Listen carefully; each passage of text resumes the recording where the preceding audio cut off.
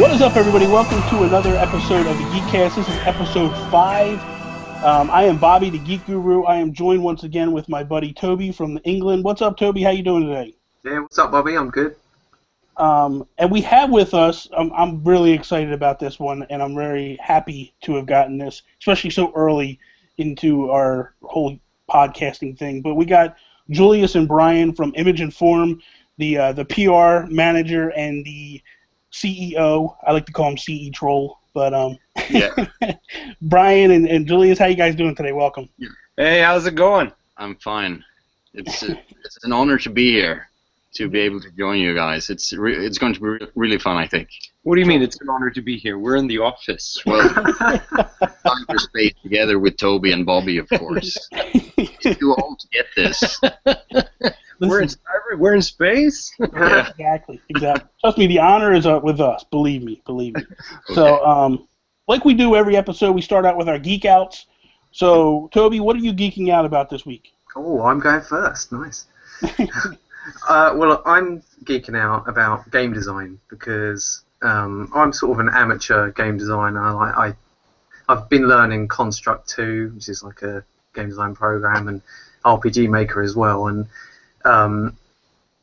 also, I'm really excited about Mario Maker, Super Mario Maker, and that's basically just a platforming design program in itself. So I'm really excited about that, and just basically the whole industry as a whole, more indie developers are springing up every day, and especially you guys, you're a big inspiration for me, and I'm hoping that one day I could end up in a position like you are. So. Oh, that's very sweet of you. Who are you envious about, or Envious about? Well, what are you geeking up? Geeking Sorry for out taking about. over here, but what are you geeking out about? Well, Smash Bros. Apparently. Yeah. I love playing Smash Brothers and Wii U. That's my most played game, I think, these past 2 months, probably. Other than that, I've been watching a lot of anime recently. I just finished, what's it called? Another, a horror anime. It was actually a really cool experience. It was my first horror anime ever, and it was really scary. It's a creepy type of scary, though, right? It's like a weird type of scary. It's not like a jump out scare. It's like a... Yeah, exactly. It's more like creeping me out. Yeah. Kind of like PT when Kojima did PT. It wasn't scary, but it was just creepy. Yeah, it was. Yeah. Really. Yeah. How about you, Brjann? What are you geeking out about? I'm geeking out about release schedules. That's what I'm geeking about. It's a lot more boring than games and game design. But yeah, that's what I'm sort of super studying right now, or just following very closely what's being released when this fall. Obviously, with Heist coming out this fall, is for any indie developer or for any AAA developer as well. I mean, I think it's really important that you don't clash with anything major happening on the very same day. Absolutely. So yeah, that's what I'm geeking. That's a boring thing to geek out about. Yeah, it is. You just watch some soccer. Well, okay. Well, the football. We don't call it soccer over here. It's real football. Yeah, you call it the right name. Yeah, exactly. Yeah. Because it is football. Where does soccer even come from? What does it mean? Or why is American football called football? It's because the ball is a foot long, I think. Oh, is it? I have no idea. I don't know. I don't know. That's what I heard. You're probably right. You're probably right. I really. You know what? Now that you're saying that, it is. It's. Yeah, right. That's what I'm geeking out about anyway. And now the Premier League in England has just started, and all the other major leagues as well. So, yeah, I'm totally geeking out about that. I forgot. Who's your team? Sorry, my team? Yeah, who do you like? Oh, it's Manchester United. Yeah. Okay. It's because they've always been the best. Yeah. Even when they don't win. Yeah, this is true. Let's talk about Manchester United today. It's not. So for me personally, I'm geeking out about a rumor, and Julius and Toby, I think you guys know what I'm talking about. But there's been a rumor floating around about Shovel Knight coming to Smash, and like I think that is awesome. Like I'm like through the roof. I loved Shovel Knight. I played it a lot. I played it on my 3DS, my Wii U. I love the character. Takes me back to like a Mega Man like time. Like it's just awesome, and to see that like the community of gamers jumped behind that, and if it's true and it was voted in the balloting, that's just awesome. That like something that came out of nowhere, pretty much, like it just popped on the radar one day, and you know, indie develop. Me and Toby were talking about this the other day because we were doing a first impression of Zombie Vikings.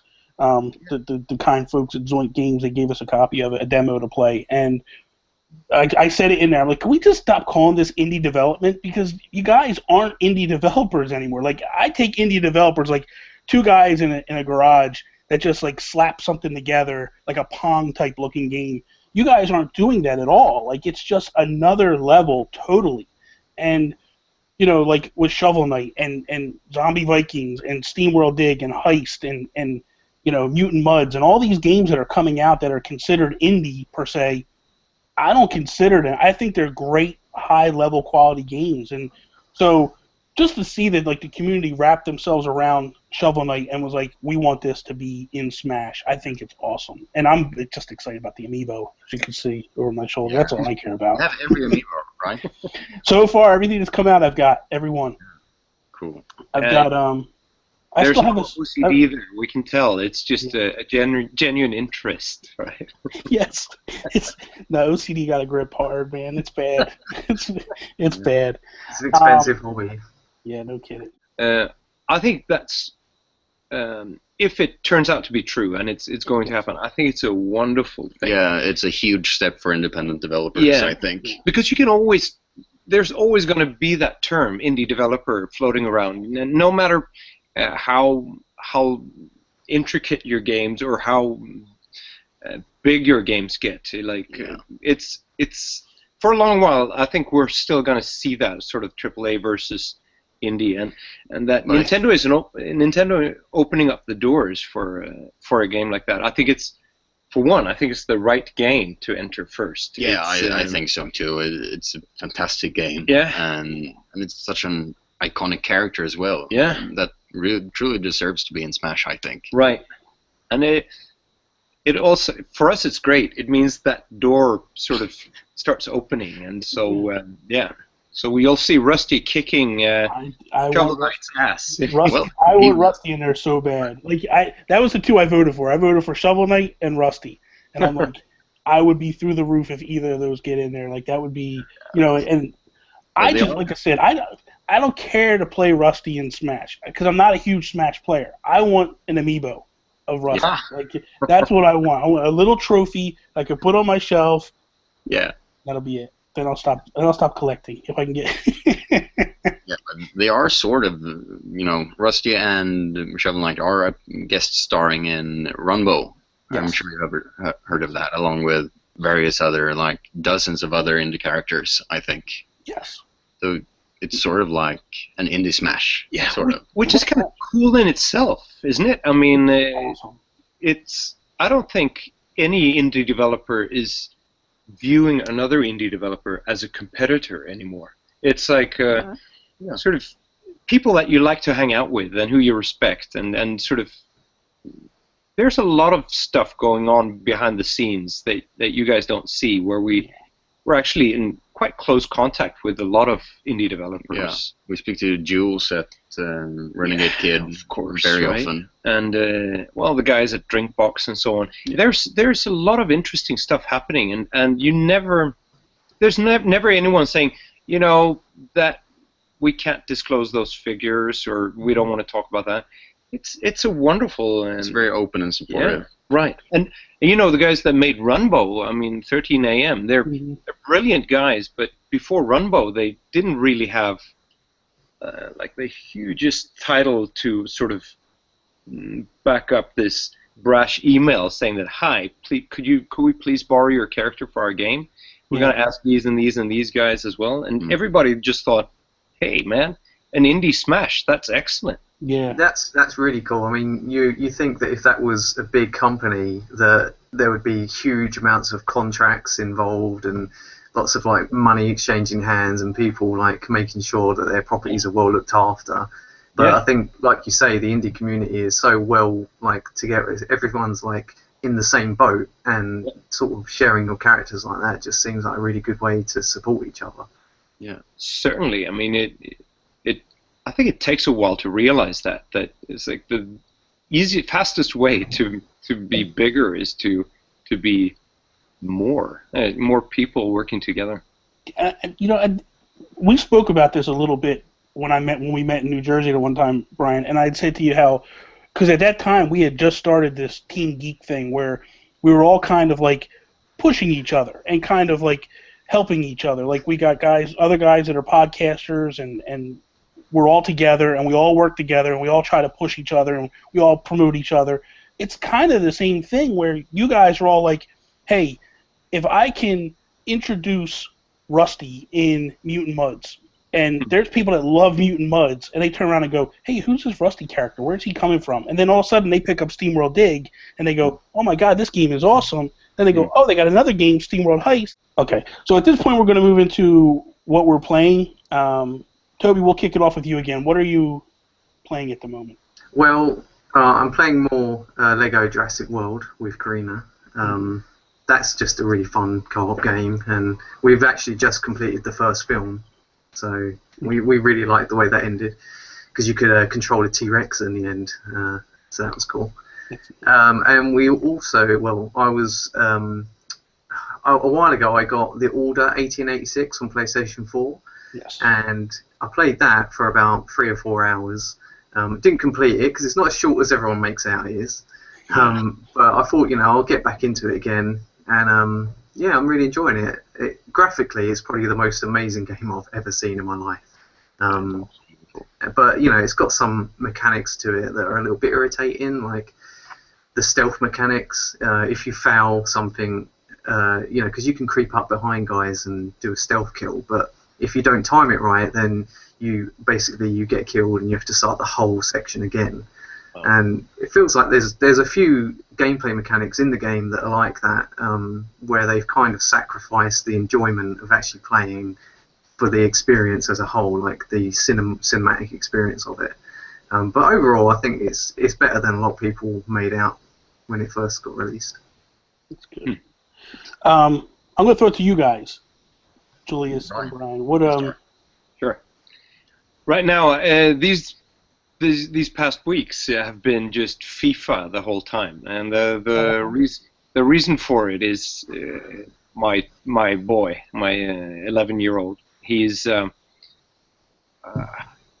just made a total switch from Minecraft to FIFA, where he would actually spend a lot of time in front of the computer playing Minecraft and all flavors of it, and then he just he's always been into football, but now he's just football crazy, and so he's like buying and selling people on FIFA, and just building teams. And so for me to be able to approach the TV set in the living room, I sort of have to play FIFA with it. That's the only way I get TV time.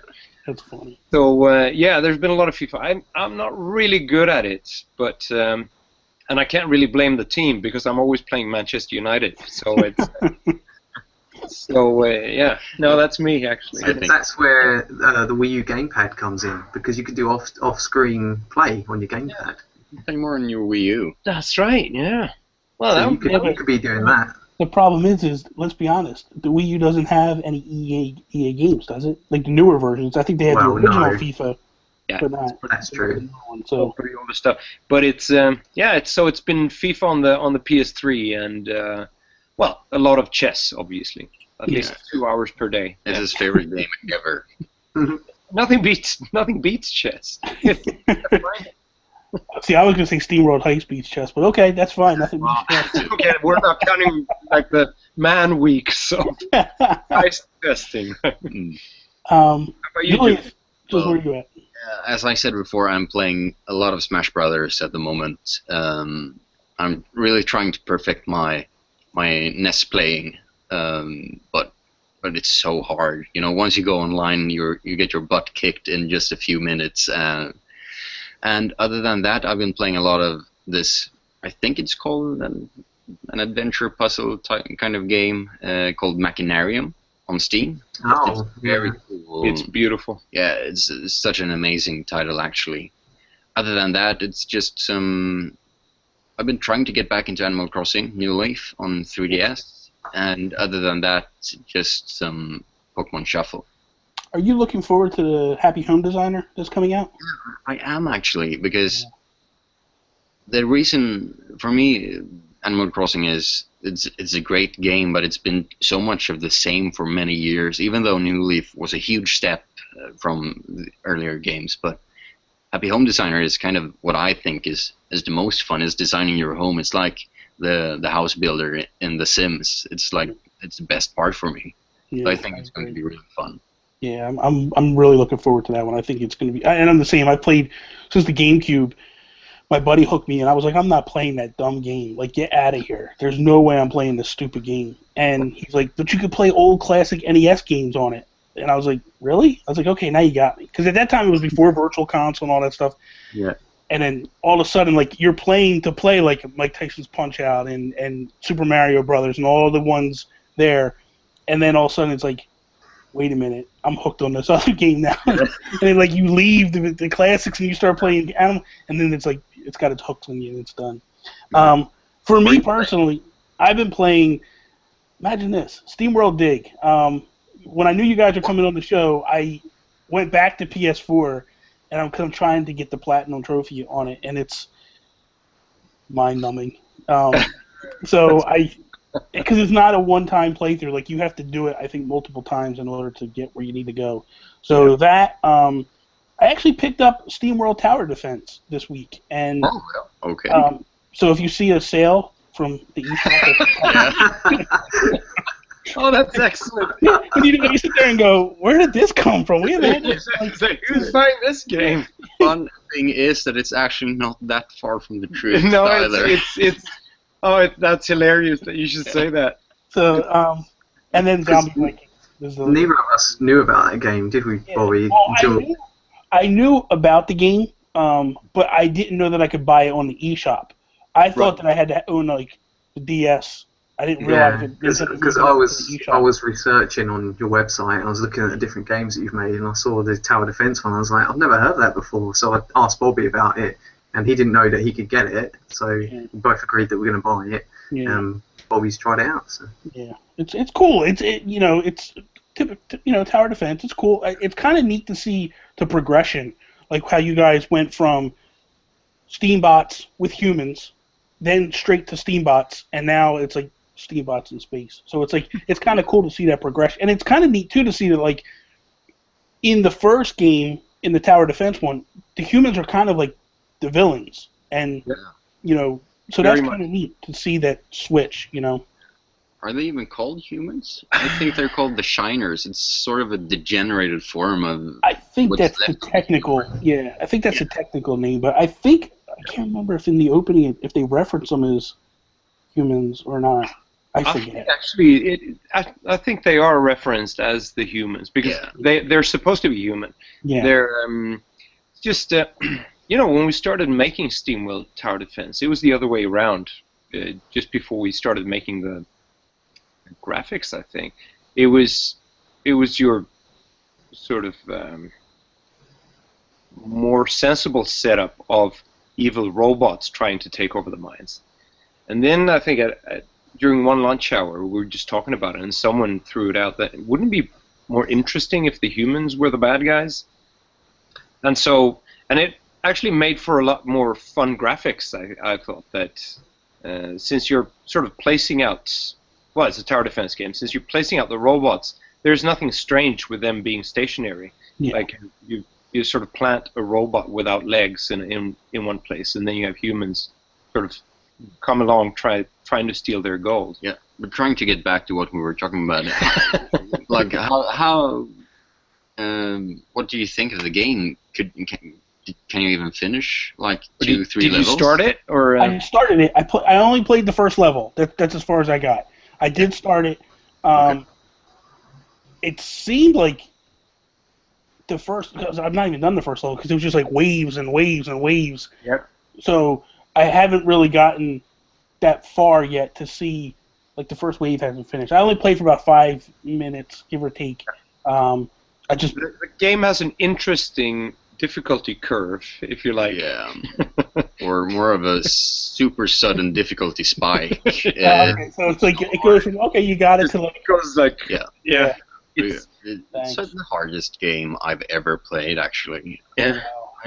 We only know one person has finished it. There's probably just one person in the whole world who has actually. If anyone that has finished SteamWorld Tower Defense is watching this, please just call us and send us some big proof, and we'll send you a T-shirt. Because there's like the guy who designed it, our lead designer Olle Håkansson, who's a genius at many things. I actually asked him to show me how he finished the game because I actually thought it couldn't be beat.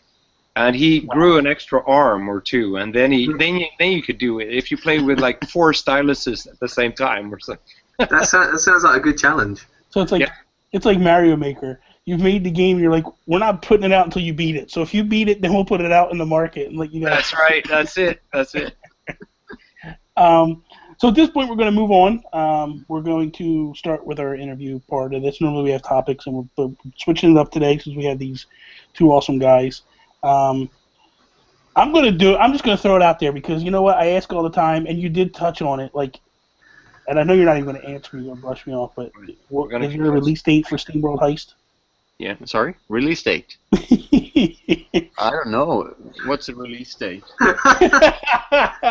We're not really. Are we really planning anything like no, that? I mean, are we releasing? I mean, it's a hobby project, so Is that what it is? it's no news for you there, Bobby. Sorry. It's fall 2015. Yeah, I what wasn't. we can say is that it's still 3DS first, and we're working our butts off every day. Well, not us personally. No, we never work. But the dev team, you know, they're even in on weekends just trying to get it out as fast as possible, and it's progressing beautifully. Yeah. So, what's the reason for wanting to release it on 3DS first? It's his fault. No, not his fault, but See, this is a golden opportunity to do some good PR, right? It's like or just have a friendly, fun banter as well. Yeah, okay. It's like the thing is that we released Dig on 3DS first, and at one point, pretty soon after we had released, I think when Dig climbed up to #1 in the European, Australian, and the US eShops, and it was sitting there, I was so euphoric about that I think on one forum or another, like I think maybe on NeoGAF, I sort of threw it out. Yeah, bad place to actually throw anything out. So it's maybe like the internet has a long memory, but like NeoGAF never forgets. So so I said that our next game is definitely coming to the 3DS first, and then I thought nobody's going to remember that, but then I read another thread before we had sort of announced that it was coming to the 3DS first. That people were discussing it on what platform is SteamWorld Heist coming to. And the first answer in that thread was that it's definitely coming to the 3DS first because they promised. The developer promised that it's coming to the 3DS first. And the thing is, I was just joking before. I think it just makes sense because the 3DS and Nintendo community in general has been so generous to us, and of course all other communities as well. But it's kind of like they got the first game. Well, they got SteamWorld Dig first, so of course they're gonna get SteamWorld Heist first as well.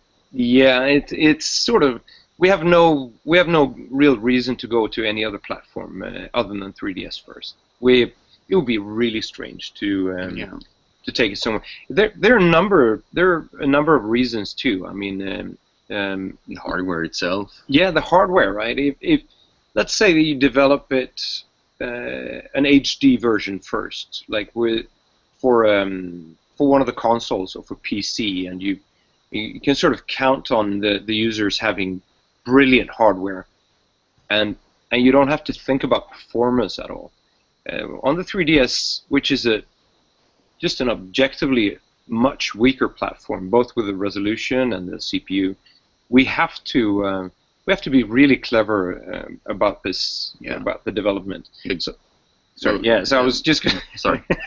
I was just going to continue that, I think, because you always forget to say this, or maybe you were going to say it. If we have to optimize it for the 3DS first, otherwise, if we did the HD version first, risks would be we would have to cut down on so many features and everything on the 3DS, because downscaling an HD game to 3DS is challenging, but upscaling a 3DS game to HD is no problem.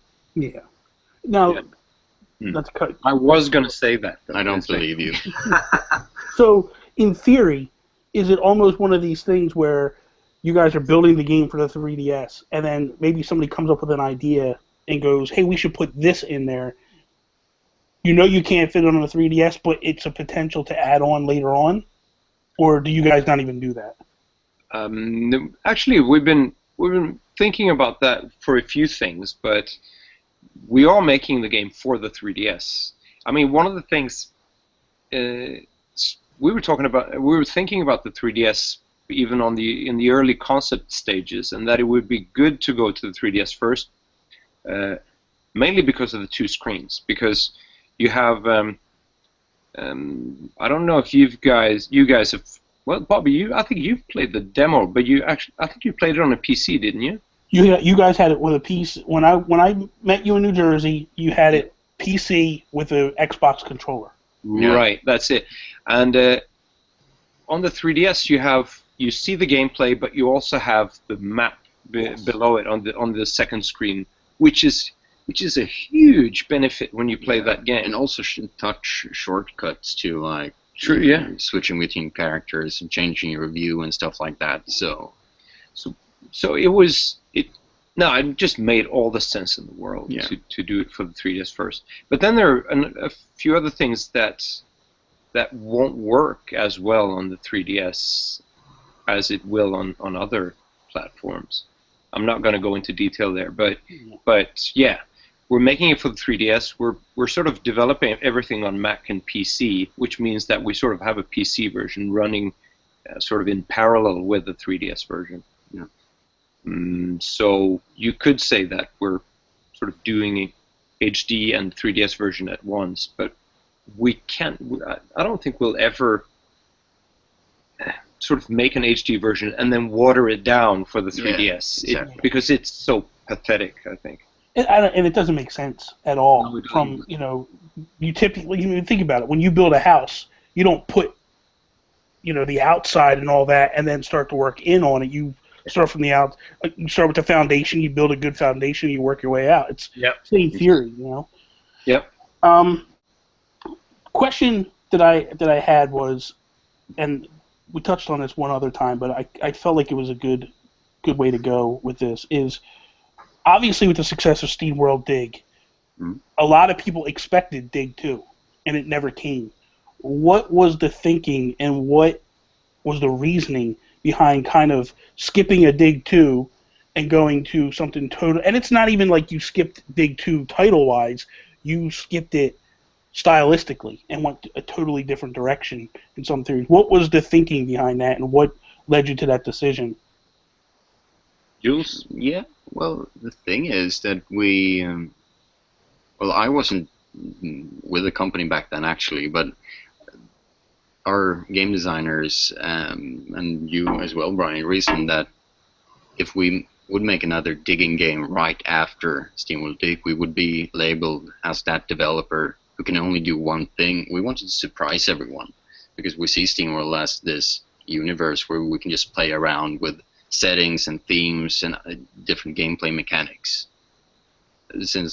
And also we're massive strategy fans, so we've always been into making strategy games. Yeah. even historically, we've made a lot of strategy games as well, like Anthill and Tower Defense. So Dig is the exception, actually. Yeah, you could say that, and that sort of it describes it very well. That the obvious thing was to make SteamWorld Dig 2 after SteamWorld Dig. What happened was that when we were finished with SteamWorld Dig, we didn't really know if the game was going to be a success. I mean, we were so immersed in developing it that we had sort of lost perspective. Very good. Yeah, we didn't know if it was mediocre or like if it was missing a lot of stuff or if it was a decent game. We didn't dare to hope that it was a great game.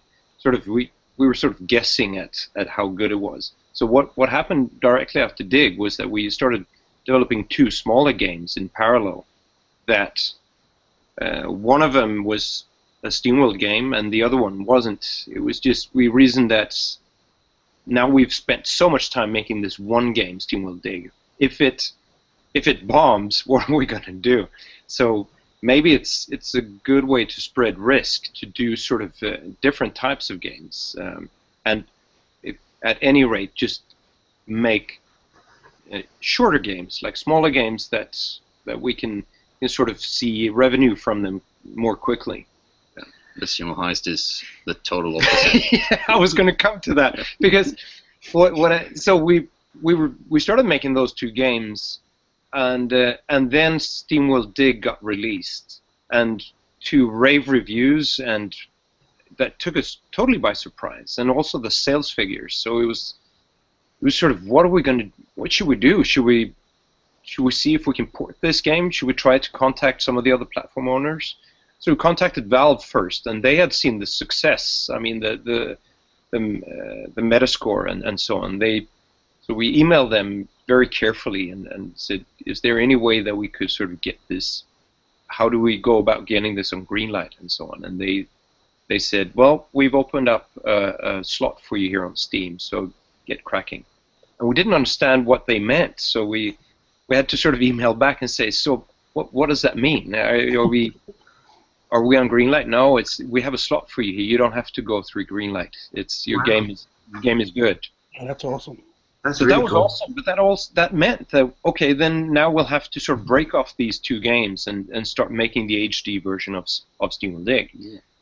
And that took a few months, right? Yeah, it took a few months, and during that time, I was kind of concerned that now that Dig was a success, it was sort of a paradox then that we were making 2 smaller efforts and that they weren't at all connected to SteamWorld Dig. So I also felt that, like Julius was saying, that making SteamWorld Dig 2 would have sort of cemented us as that mining platform game developer. I think you described it as you didn't want to be labeled as a genre stuck debut artist. That's right, yeah. Yeah, did I? That was sort of pompous. Yeah. Well, like most stuff I say, it was pretty pretentious. Yeah. So instead, it was during lunch hours. We were sort of a lot of people were playing XCOM in the office, and we were just talking about what if we could make a cool 2D turn-based combat game, and what would the mechanics of that be? And there were a lot of what-if discussions, and while we were sort of making the HD version of Dig. And then one day, Ulrich came back with a game design document for this, and it wasn't a SteamWorld game at the outset. It was a 2D turn-based combat game set in space, and so I had the famous line is that I had 2 conditions for it. That one, it also had to be within the franchise, because I thought it was cool to be able to say that we had a franchise. That it would have to be a SteamWorld game, and like without hesitation or like no excuses, it had to come out before year-end 2014. So 1 out of 2 isn't bad. You missed that one by a long shot. Well, we kind of, but now in hindsight, it was a really vain sort of demand, if you call it that. The condition, because I really wanted to have back-to-back Game of the Year contenders. Like we had SteamWorld Dig as a 2013 Game of the Year contender, and a lot of sites and so on. And I really, really wanted to have a 2014 game that did the same thing. But if we had released SteamWorld Heist in 2014, it wouldn't have competed for best Game of the Year. Let's put it that way. The fun thing about Heist is that it's gone through so many different phases. Compared to a year ago, it's a completely different game. Even graphics-wise, it's changed so much. Yeah. But it's all for the better, I think. Yeah, it's evolved, and so the main thinking behind it was, let's not get stuck here. I mean, we've already made 2 really different games within this universe. Like, if we make a third game that is wildly different from each of those 2, it gives us, and if Heist becomes at least a moderate success, it means that we can sort of expand. We can do anything we want with the SteamWorld universe. Yeah. No, that makes sense. That makes a lot of sense. How does game progression work in SteamWorld Heist? Is it sort of a linear game with sort of cutscenes between levels that string them together, or is it a little bit more open? Because I think you talked about randomly generated levels. Is that right? Yeah, I'd say it's a mix between both, actually. Each mission is, or almost every mission is, procedurally generated. So it's not likely you'll encounter the same level twice, but you'd be totally unclear here. I am? Yeah. Am I? Okay. Yeah, let him speak. He's going to... Yeah, so I was... To some extent. There's a fixed beginning and end, and there's a lot of story to it as well. Yeah. So, but the levels you choose to go to, they are procedurally generated, so they will be different every time you play them or come back to them. So you said you can choose to go to levels. Does that mean there's branching paths? Or So since it's story-based, it has a beginning and an end, and those things are fixed. I would say it's linear with side quests, but like Julius was saying, that every time you go to an instance, like a place on the map, the environment, the ship. I mean, what you do in SteamWorld Heist, just 10 seconds about that. You're a crew of robot space pirates, and you raid other ships. That's what you do. Yeah. So when you go and board a ship, that ship is procedurally generated every time, meaning that if you go back to that same spot on the map, you can. It's going to be a different setup. See, that's really cool, because I think that adds a lot of replayability to it. Yeah, it does. You can compare it very easily to like the Super Mario, the classic 2D Super Mario games, where you choose which levels you want to go to, but the thing is, it's not the same level you go back to. It's sort of similar, but it's completely different at the same time. Yeah, because the objective is the same. Like you go to a mission, and this is your goal for this specific mission. Like steal all treasures or something. That's a very basic mission, of course, but that will always be the objective of the level. But room placements, how many enemies you encounter, and that will vary. Placement of enemies and so on, and what type of enemy. So it's really cool that way, and it sort of. I like it because you sort of never get that, I'm going to get to you, right?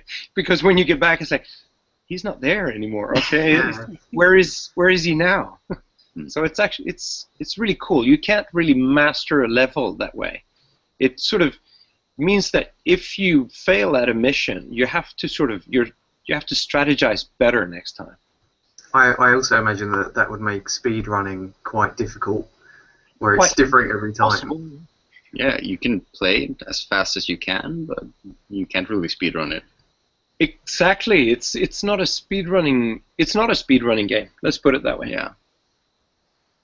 I think so too. Actually, it's and it's not a game you want to speedrun either, because if speedrunners out there, don't even attempt it, because it's going to take hours. Hours. Yeah, it's going to take a lot of. It's going to take a lot of time to finish. Even if you want to finish as fast as possible. I mean, you guys played Dig. What's your fastest run, Bobby? The last time I just did it was 4 hours, so I'm progressively coming down each time. The last time I did it was about 4 hours and 15 minutes, give or take. Before that, it was like 5 hours. The first time I played it was like 9 hours. So each time I play it, it's progressively getting quicker. How about you? Although when I watched Matt do it in New Jersey, it just like screwed me up. Like it blew my mind. I'm watching this and I'm going, "This is insane. This isn't even fun." No, exactly. So how about you, Toby? Have you played the game? Yeah, I completed it in about 7 hours. But I did watch some people speedrun it, and some of the things that they do is ridiculous. Like they use like the wall jumps in a really tricky way, and I've tried replicating it, but it's just so hard. It is hard. That is the world record. It's like 24 minutes. No, it's something. 24 minutes. That's right. Yeah. And I'm like you, Bobby. I think my fastest run is like 3 hours 10 minutes. Yeah. And I tend to die a lot. I'm not a good gamer. Let's put it that way. I've actually gotten under 3 hours. Have you? Like 2 hours 54 minutes, I think. But it was really hard. Yeah. I screwed up so many times. What's crazy is, like, I watched Matt that one day do it, and it blew me away, the thinking process. Like, they go into a cavern, per se, and they're going to get the upgrade, and they kill themselves immediately. So that way, they go back to the exit of the cavern, and they don't have to travel backwards. And I'm like, exactly. Okay, wow, that's something I didn't see. And then the wall jump, I don't know how they came up with that, but that just blew me away. Right. So you see these little things, and it was like, this is insane. This is nuts. Well, we're talking about Matt Foley, we should say. Matt Foley is the ex-world champion of speedrunning SteamWorld Dig. Yes. And what's crazy is when me and Matt were there, and Matt, he gave me the stopwatch and was like, I'm going to go. And I was like, okay. And I'm thinking, like, honestly, when I sat down, I'm thinking, like, dude, I ain't got, like, 2-3 hours to watch you play this game. And he's, like, flying through the game, and he's like, okay, I should be at, like, 16 minutes now. And I look, and he's, like, dead on. And he knows exactly where he messes up, and, like, oh, this just cost me 5 seconds. I'm like, when it got done, I was like, how many times have you played this game that you can honestly know your time? Like, mentally, that's what speedrunning is all about, isn't it? Is cutting milliseconds off here and there, and because they have a thing called splits where they have like, all right, this part of the game, this is my best time at this point. So then I guess that's how they keep track of that so well. Yes. Did you watch Summer Games Done Quick? Yeah, I saw some of that. Yeah, it was amazing. I love those Ocarina of Time Zelda speedruns. Oh yeah. You know, the guy with the blindfold, he just listened to everything, and he was able to exploit bugs and everything, and just beat the game in, I don't know, like 1-2 hours. I don't remember actually, but it was amazing. Just being able to listen to everything. Because I think there are some different sounds from when you walk on grass compared to rock and everything. So he was able to just, by that, navigate his way through the game. Incredible. I'd be over in a corner someplace, like just hacking against the wall, like nowhere near. But that makes at least me hungry for making some sort of speedrunning game again. Though it's not primarily a speedrun game, it's going to be fun to see people attempt to speedrun it, because there's going to be a world record, obviously. Yeah, I mean, someone's going to do it fastest. Exactly, and you know. I know you said earlier that we only release 100% bug-free games, but it's going to be so cool to see if people find some way to exploit anything, sort of progress through the game faster. Well, because Dig, it isn't like Dig has a bug that they exposed. They just did a gimmick that tricked to, you know, it was little things. Like, even he didn't realize, and this is what he explained to me, in the early goings, they didn't realize that you could shut off the chat between the characters. So that was even picking up time because they didn't have to sit there and listen to all the dialogue. So it was like all these little tricks that he was like, and then like he was like, someone in France or whatever found out how to do the death in the upgrade levels to get back to the beginning because he got beat and he was like, I don't understand why he's beating me. And then when he watched him on Twitch or something, and he even said that some of these guys aren't even doing it anymore, like showing how they do it because they don't want people to see to see how they're doing it. I'm like, this is insane. In this game, Captain Piper, she started out not as a female, and then you guys, some point, and there's pictures, there's early prototype drawings and sketches and stuff where it's a male character. At some point, it changed to a female. What was the thinking, and where did that come from? Like, how did that come about? Yeah. Should I? Yeah. Well, the thing is that I think we wanted to not sort of surprise people, but it's like it just made sense story-wise to have this cool female captain, and it's not something that a lot of game developers do, unfortunately. So I think it's a mix between just trying to establish like new cool ways of portraying people in video games, because that's what they are really. They are robots, but in their own universe, they're just like humans. Yes. Right. The thing with that it's the same process as with SteamWorld Tower Defense, where someone just one day said, "Wouldn't it be cool if it was the other way around? That the humans were the bad guys and the robots were the upstanding, hardworking people." It was one of the girls in the office actually who, when we were sort of prototyping the Captain Piper, who was actually called something else. I can't remember, but obviously it wasn't Piper. Yeah. And who just said, "Why does it have to be a guy?" And nobody had a good answer for it, right? Yeah. We're standing around and said, "Well, no, it doesn't." Okay, so let's just draw the captain as a female and as a male character, and let's see what kind of compare them. Yeah, compare them and see. It wasn't like a conscious, politically correct decision. I should point that out. That we didn't think like that. It's like, oh, let's win over some female players. It was just that she was. You've seen the Alien movie series, right? Yes. There hasn't been a cooler hero, male or female, than Ellen Ripley. She's so kick-ass. Yes. You even named your daughter. Yeah, I actually named my oldest daughter Ripley because I thought Ellen Ripley it's true. Because I thought she was so immensely cool. And it's not that she's stronger or faster or has cooler lines than anyone else. She's actually just more desperate than all the other ones. And Sigourney Weaver is such a fantastic actress that it gives the character a lot of depth. So we thought, okay, let's do away with the stereotype. This really manly character that's leading the bunch. Like for a robot, why should it matter who is the boss? And also, just when we had these early versions of female and male Piper compared to each other, it was just obvious that the female version of the captain was like way cooler. Yeah, way cooler. And then it just made sense. And someone just dropped the name Piper sometime, and it just stuck. Yeah. So.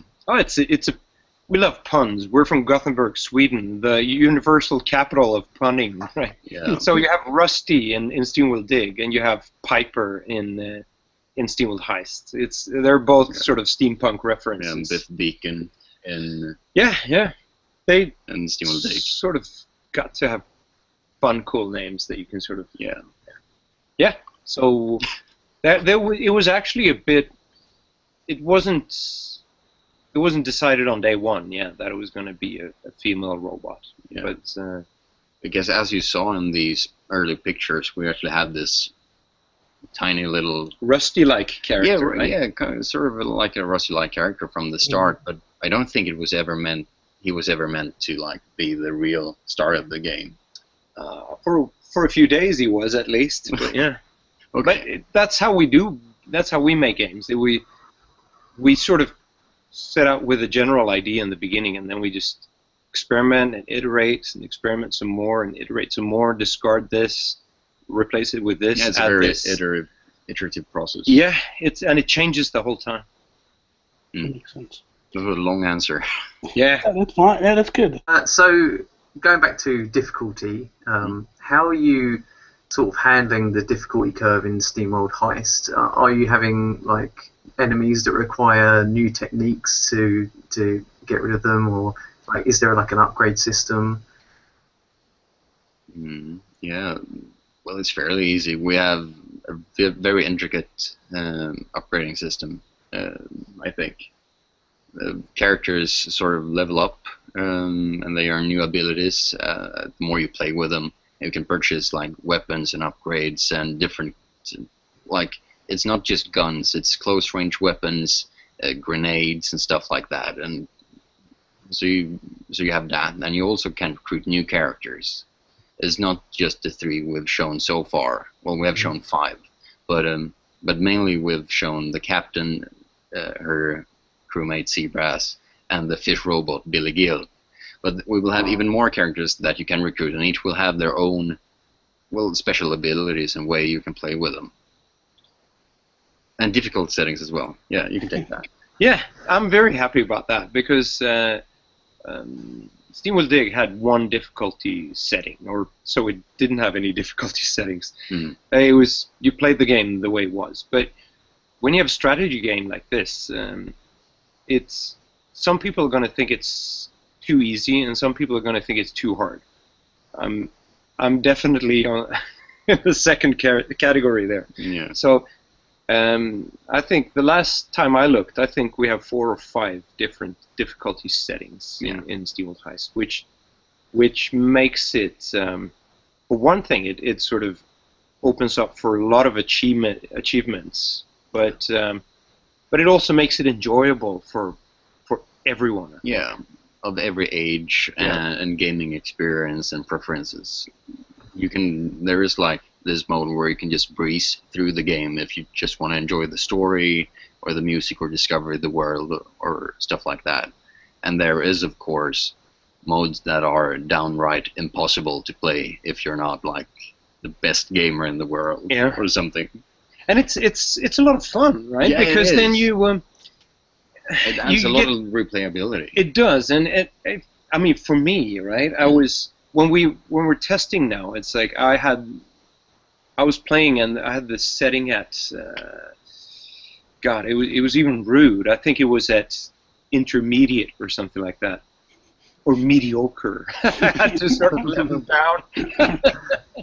So that was humiliating, but it's also.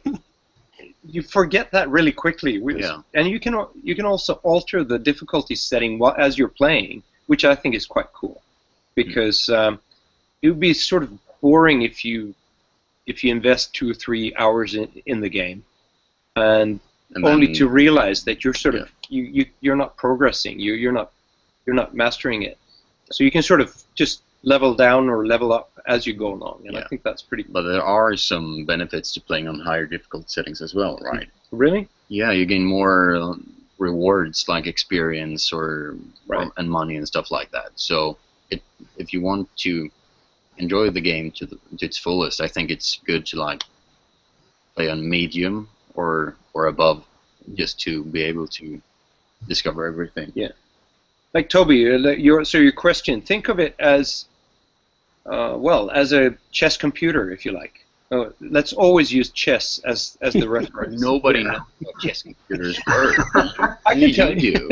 No, but you have different settings, right? I've played chess on a digital thing before, so.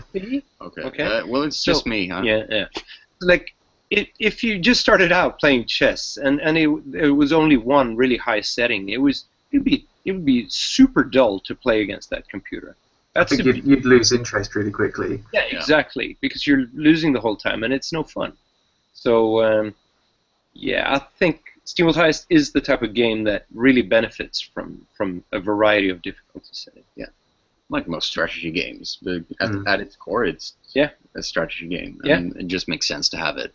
Yeah, and that's what gamers expect as well. I think if we labeled it as a strategy game, and then there were just one difficulty setting, people would be really disappointed. Yeah, as well. Have you ever thought about? You talk very much, Julius. Have you thought about? Yeah, you do. I say like too much. No, sometimes you do. Yeah, because this was like a really simple question, right? And you were just blah blah blah. But they're interviewing us. Okay. Yeah. Well, I really appreciate all the detail that you're going into. Yeah. The thing is, well, about that, was it a weird thing to say? You think? No, not at all. I think you said it well, and you looked good. I was just sort of joking. It was like okay. It's like as long as he wants to be at the center of the stage. Right, I sort of feel like I really look like I'm to the side here as well. It's like all Julius, right? Like that for a while. To kind of go off of that though, on the difficulty levels and such, is there permadeath in this? Like, do you need to finish the levels with all 3 characters intact, or just Piper? Like, how does that play in? Yeah, it's a very. I mean, it's also something that we can discuss because I think we've talked about that. It's when we started out with the game, it was definitely going to be permadeath, and it was so harsh when you lost a character. I mean, you've been leveling up this character, like adding abilities and sort of investing very much time and effort and currency into this character, only to sort of have that character enter a room and there are like 5 enemies placed right at that door, and they're all taking like massive shots at you, and you die, and you sit there, it's like, no, really, and then it was horrible. I felt it was but especially for a bad player like me. Yeah, I think if it was more like a traditional roguelike kind of game, it would make more sense. But since it's sort of from the start, when in the early stages when you started to play it, and if you had played strategy games before, I felt like it was sort of strange to have that kind of permadeath in it from the start. It's not like in Fire Emblem where you can easily just gain a number of different characters as well. You can just scrap that.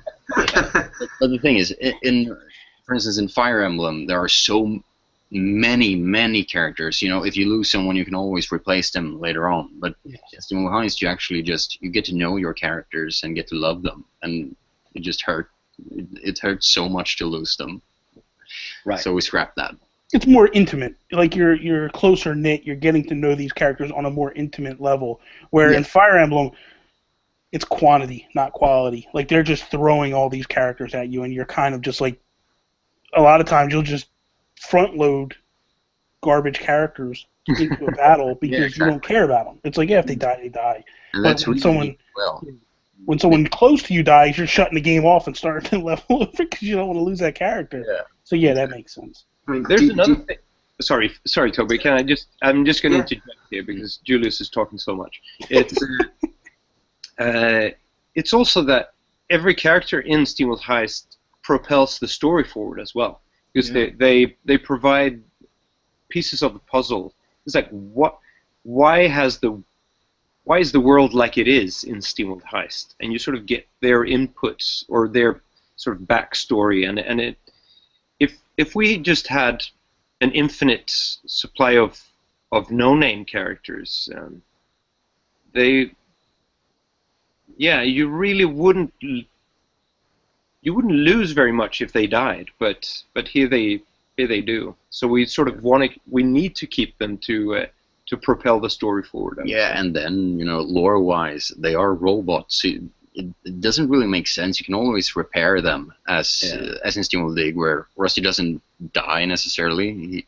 They just piece him back together, and that's sort of what happens in Heist as well. That's pretty much. Exactly what happens in SteamWorld Heist, and it's actually there's more plausible mechanic for it as well in Steamworld Heist, because if a character dies on a mission, the other characters carry him back in a box, right? And then the pieces get put together again. Whereas in Dig, suddenly Lola in her saloon has sort of put him back together again. Was it Cranky? I think it's Lola. It's like, see, like the game doesn't even tell you how he gets who puts him together, right? You pay a fee and you're up top again. It's right. It's a video game. You shouldn't. Yeah, it's a video. That's thinking too much. That's thinking out of reality. If I have to do that, Right. The hat collecting. Where did that come about? Like, where does that come from? That idea, that concept, and like what if you can elaborate on that. Isn't it central to everybody's life? A big hat collection. It was when I was younger. I will admit, when I was younger, I had all kinds of hats. But yeah, I guess you're right on that aspect. No one of us is wearing hats, so. No, not really. It's but hats are. I mean, I think it's for one, it's a simple mechanic to include. And I mean. Was it Team Fortress 2 has that as a really central thing. That's like the main objective of the game, just to have a cool hat. Yeah. And so it's not like we invented the concept of hat collecting, let's put it that way. But it's a cool thing that you can sort of include it in the lore that it's so. I think it's hilarious that steam-driven robots should be obsessing over hats. Yeah. And where do they even get, the hats and the fabric and the materials and everything? Everything's made of metal, but they just happen to have like really felt hats. Yeah, felt hats and everything. But I also think it was sort of like someone just put it in the game as a gag to sort of be able to shoot off hats, and it was just so much fun seeing players' reactions when they missed the shot but got their hat off as well in the shot. It's hilarious, actually. So it becomes like a wonderful mechanic in the game, because if it works like this, if you shoot a character so that character robots don't die. Let's say if you decommission an enemy, take him out of service. What happens is that character sort of blows all the parts sort of blow up. Yeah, or how do you say that in English? Like they fly everywhere. Yeah, the parts sort of fly everywhere, but according to correct physics, right? It's not animated, so it's a beautiful thing when you shoot someone to pieces. But if you do that, the hats and the metal parts, they just sort of disappear when you did that. But if you manage to shoot only the hat off the character, not killing it or not taking it out of service, but you only get the hat, that means that you can actually go and pick up that hat. Now that leaves you with an interesting choice in a combat situation. It's like that enemy over there is wearing a really, really cool hat, and I really want it. But in order to get it, I have to waste at least one shot. But you don't have to waste it, because the cool thing is that you can actually shoot the hat off and then ricochet the bullet in the walls and get them as well. So that's a super shot, right? Yeah, super shot. Yeah, it's sort of a neat way to encourage people to try cool trick shots. Exactly. And everything. So it sort of makes good sense that this way of collecting hats, you sort of increase your hat collection by doing difficult stuff in the game. It's not like you're gonna walk up to someone and just steal their hat. You have to really work for it. I think it adds so much charm to the universe as well, because the theme is rather dark. You're space pirates and they're shooting and stuff, and just having that silly mechanic in there, it's so much fun. Yeah, it's whimsical and charming. Yeah, and it also makes for a lot of great graphics. I mean, imagine you can turn anything into a hat. And I've seen that. That's true.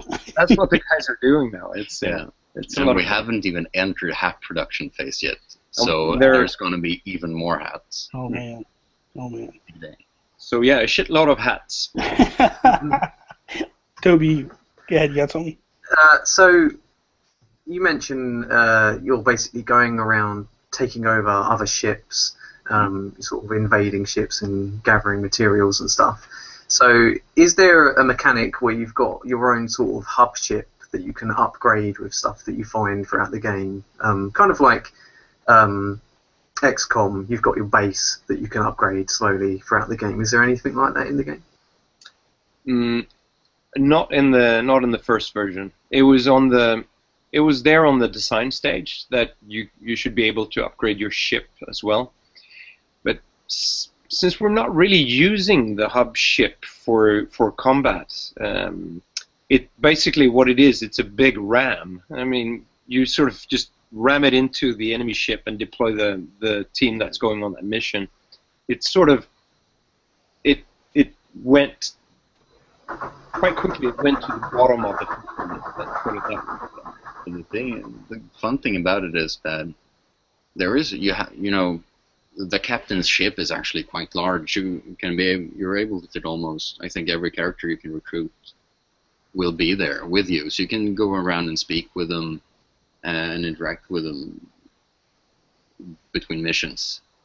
And that, so it's not entirely featureless, but it's not the main focus of the game. It's Right. sort of where you can rest between missions and just think out where you're going next. I think it's a really good question, though, because in the beginning that was sort of concern that we had. It was like, what are you supposed to do between missions?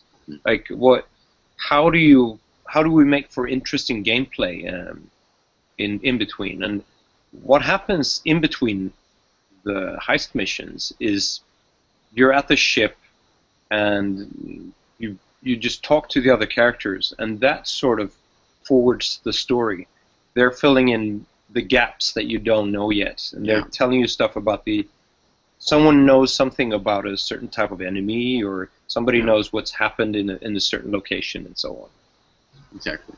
So it's cool that way, because in the beginning we were, like I said, we were concerned about that. It's how do we make that part of the game fun? Yeah. And then it sort of, we realized that it doesn't really have to be an issue. That the core gameplay is the game. Yeah. The rest of it is. It would of course be nice to be able to have some sort of mini game where you can upgrade your ship and everything, but I think it's really nice to have this one place that stays mostly the same throughout the game, and just it's sort of like it's the captain's home, really. Yeah. So right, you don't. And it's designed that way so you don't have to stick along in the ship for too long. It's made that you're going to the next mission as fast as possible. Yeah, let's put it that way. I mean, there are so many missions in the game that if you were forced to sort of do stuff outside of the core gameplay mechanic, it could easily get boring. I think it's this way you sort of concentrate on what the game is supposed to do. Yeah. We're coming up on time, so I want to ask one final question. Sure. This is going to be a fun question, I think, and this is coming from our friend and fellow Team Geek member, Alan Paxton from Full Fat Gaming. He said, if Nintendo was to come to you guys and say, hey, we love what you guys do, I think you guys are amazing, we want to let you guys work with one of our franchises, what franchise would you pick and what would you do with it? Wait. So let's count to 3 and say it, all right? Yeah. The name. Yeah, okay. You're thinking what I'm thinking. Yeah. We're thinking the same. Okay. 1, 2, 3. Metroid. Yeah. Wait a minute. Before you guys go into detail, Toby, what did I say before we started? Yeah, because I was saying, so what do you think they should do? And Bobby's just like, Metroid. There's no doubt about it. They've got to do a Metroid. Yeah. We would do the kick-assiest 2D Metroid game ever.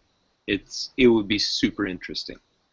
Because I actually think that we understand how to make that type of game. I think we're pretty good at that. So Nintendo, just fork it over, will you? You're kind of busy for the rest of the fall, but we'll start on it. We're open for suggestions. And that's what I felt like and that's why when Toby asked me, I said Metroid, because I feel like with Dig, it's Metroid to some extent. You know, you're going down, you're exploring, you're picking up things, and then you find something new. You're obviously with Dig, you go back up, you buy new upgrades, you go back down, but you're like Metroid, you hit a spot where you can't move until you upgrade. And then all of a sudden when you upgrade, you go, oh my god, I can go back to this area and now get this stuff. And so for me, I felt like, first off, I love your art style. So you take that unique art style and kind of implement it to some aspect into the Metroid world. And then modify it. Yeah, modify what people are used to. Let's look at it this way.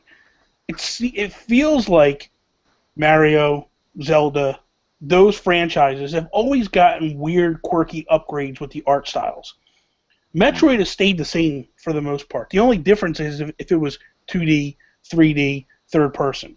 But ultimately, it was the same facade, same feeling. And I feel like if you guys had it, you take that SteamWorld-ish, cartoony, realistic look to it, and implemented that over a Metroid, I think that's ultimately would be amazing. Like, I would love it personally. And I'm a big Metroid fan.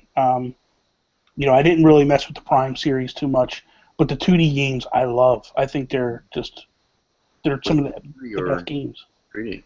No, it'd be 4D, actually. It's a totally new, radical... No, I think I would really want us to make a 2D Metroid game. Yeah. And I think also SteamWorld Dig obviously has it, but you'll notice that SteamWorld Heist has quite a few of those sort of trademark Metroidvania and features in it as well.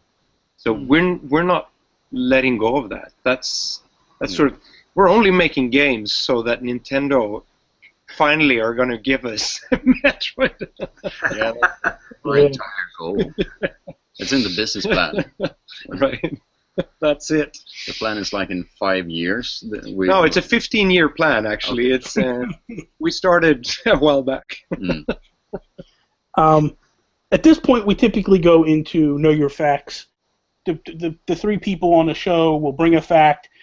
You read the fact, and then the other people that are hearing the fact need to say, is it true or false? And I'll keep score, and the winner just gets a round of applause. There's really nothing. This show doesn't do anything special. So, so I will. Toby, why don't you go first? All right. So my first fact is in The Legend of Zelda: The Wind Waker on GameCube/Wii U. The choo-choo enemies, the little sort of blobs that are electrified or turn to stone or whatever. So they make a weird sort of jabbering sound when you go up to them. And that sound is actually a couple of Japanese men having an argument in Japanese, but it's reversed and sped up. Oh wow! The thing is, I recognize this, but I don't know if it's true. I think I've heard it somewhere, but I don't know. But it wouldn't surprise me if it was true. Let's say it's true. Okay. And what do you say, Bobby? I'm gonna say it's true. Because you're not the type of person that lies too much and makes stuff up. Well, you like to keep the facts pretty there. So it is true. Okay. It is 100% true. Yeah. And you can actually take the sound out, reverse it, and slow it down. And apparently they're arguing about, one man is saying, "Oh, at least I'm not balding," and then the other man is like, "Oh, but you look like a monster because you've lost all your hair," or something strange like that. So it's a really strange argument. Wow. Okay, so my fact now is Mario was originally named Mr. Video and subsequently then changed to Jumpman. In the end, he eventually got the name Mario because he was named after Nintendo's landlord, who was a real jerk. And at the time when they made the change, they named him after the villain in the upcoming game, Donkey Kong Jr. So that's where Mario got his name. He was named after this landlord that they didn't like, that Nintendo didn't like. So that's my fact. The thing is, I know the origin of Mario's name, so I won't answer this. I'll let Brjann do this. It's false. Okay. Toby Yeah, it's false. and Julius? It's true. No! It is. It's true. I knew that was true, right? But I thought that you twisted the facts. I thought you'd taken something true and changed it. There was something with your inflection there. It's like you can't do that stuff, Bobby. Okay, Toby, what's your next one? All right, so this is another one that originates from Japan. So we all know and love Sonic, right, as a character. We might not love his recent games, but I know him. I don't know about love, but go ahead. but his original name in Japan, it wasn't Sonic. It was Mr. Needle Mouse. Mr. Needle Mouse. Mr. Needle Mouse. Was he called that? You mean in Japanese? I think that was before they released it, so that was a working name. I think that's right. So I mean, was he called Mr. Needle Mouse? Yeah. Was he called the Japanese equivalent? Yeah, I'd say they'd say Mr. Needle Mouse.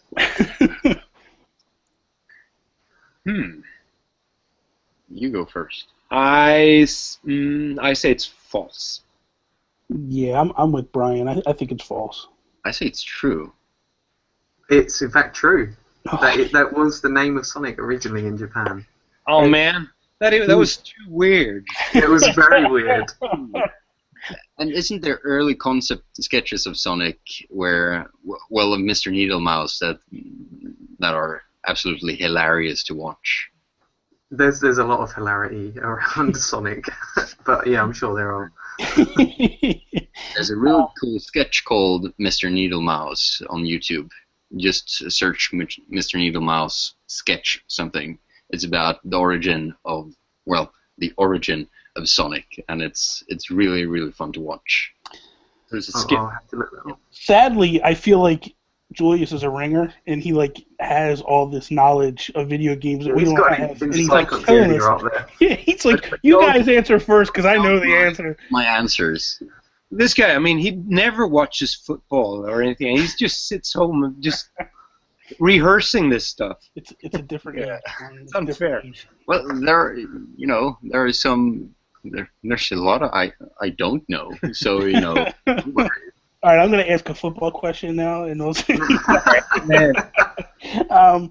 Okay, so in 1990 there was a survey done in the United States, and the survey was the kids were. It was given the kids.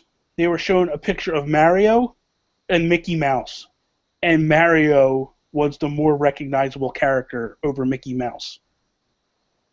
In 1990s. In 1990s, when they did this survey, yes. That's at least plausible. 1990s. Let's see. Yeah, Mario had been around for 5 years. Yeah. I think it's true. I'll go with true for that. I'll go with true as well. I think that's I'm going to go false on this one. Toby, you're still getting shut out, brother. You got nothing. It's true. God damn it! It's really impressive after only 5 years. Yeah. Yeah, that's what I thought. I thought that at that point, I mean, he's relatively new on the scene, and Disney. But you got to remember, you have to remember too, 1990. In 1988 was when Mario 2 hit in the United States, and it was huge. It was the game. I was a kid at the time. I think I was 13 or 14 at the time, and my parents couldn't even find a game for me for Christmas. There was news reports daily. Every night the 6 o'clock news was talking about Zelda and Mario 2, how the lines were around the block. People couldn't even get their hands on it. Hang on a minute, boy. This survey, where was this taking place? Is it just in the United States? It was in the United States. I wish you'd said that. I did say that. Did you say that? Yes, I said I wasn't paying attention. Sorry. So, see what happens? I was thinking worldwide. Well, this is what happens when you don't pay attention, Toby. It's like...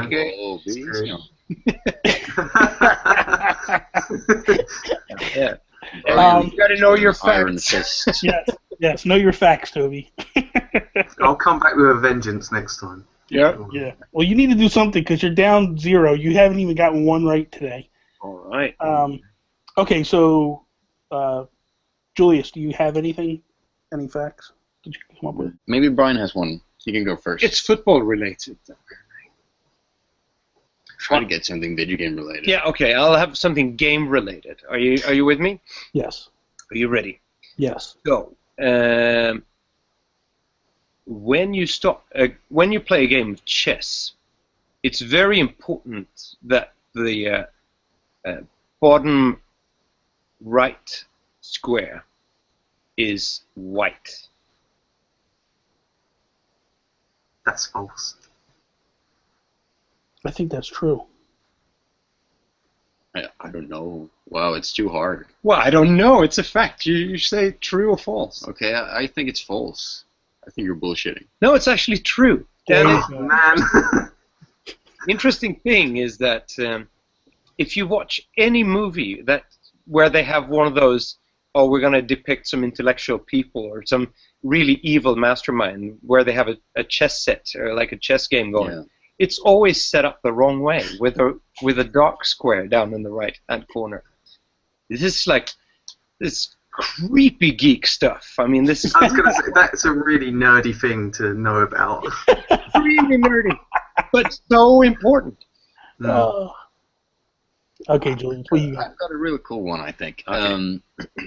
Back in like late 80s or early 90s in Japan, when the first Fire Emblem game released, the entire game in Japanese was written in no kanji at all. It was just the Hiragana? yeah, hiragana. Is it a good fact or? I don't know. We got to figure out if we know it or not. Yeah, maybe I should take another one then. It's kind of boring actually. What do you? I don't think it's boring. It's just. It's very geeky. It's like That's okay. That's all I'm right. just trying to imagine what that would look like within the game. You're worried. Listen, you're worried about a geeky fact on the Geek Cast. Seriously? yeah, I am. You know, I'm getting nervous here. Oh my god. Yeah, but okay, I'll go with that. Right now, Reggie Fils-Aimé is saying there is no way Image and Form is getting Metroid. Exactly. I just say it again then. Okay, The first Fire Emblem game in Japan had no kanji in it, just hiragana.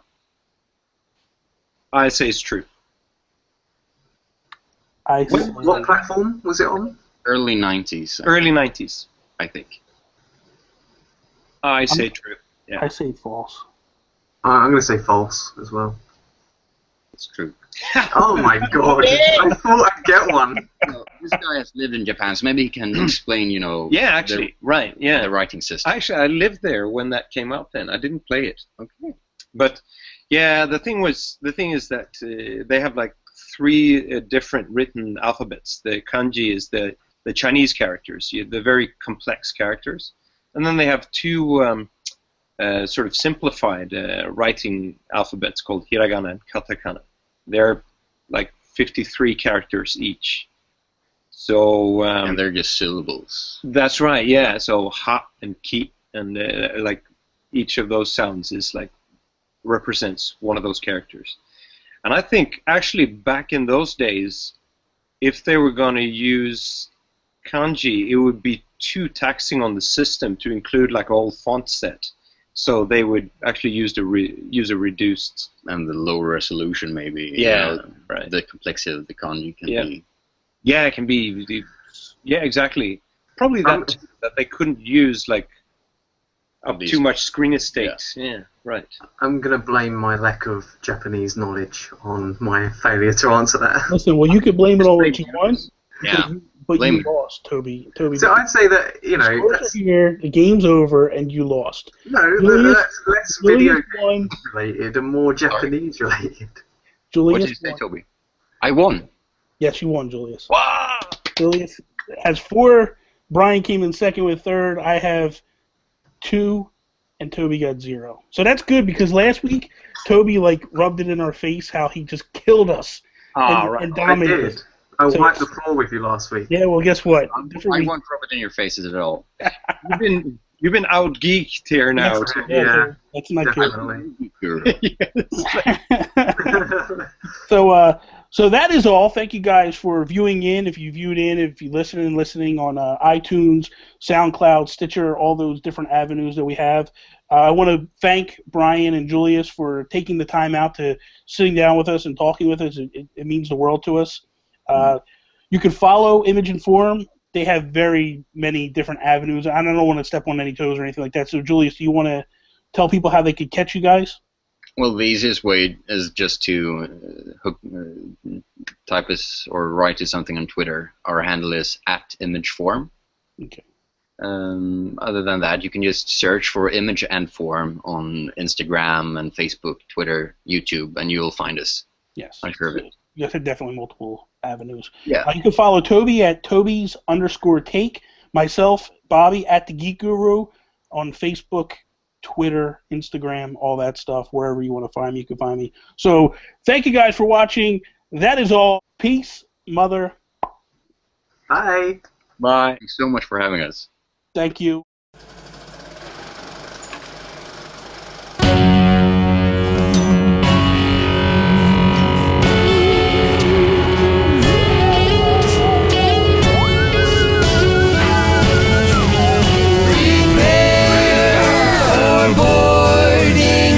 Heist will be rewarding you.